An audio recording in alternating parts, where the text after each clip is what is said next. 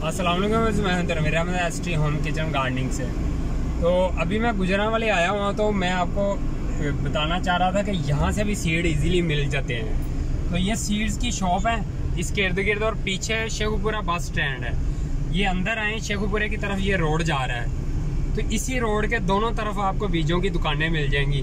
तो जो मेरे व्यूअर्स हैं गुजरांवाले के नज़दीक रहने वाले या गुजरांवाले सिटी के अंदर रहने वाले, वो यहाँ से आके इजीली बीज सब्जियों के ले सकते हैं। तो काफ़ी दुकानें, आपको फर्टिलाइज़र भी मिल जाएगी और स्प्रे वगैरह भी मिल जाएंगी यहाँ से।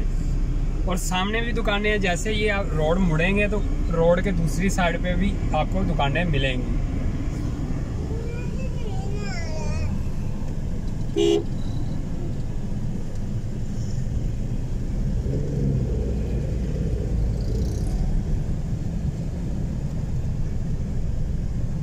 मुझे उम्मीद है कि आपको समझ लग गई होगी।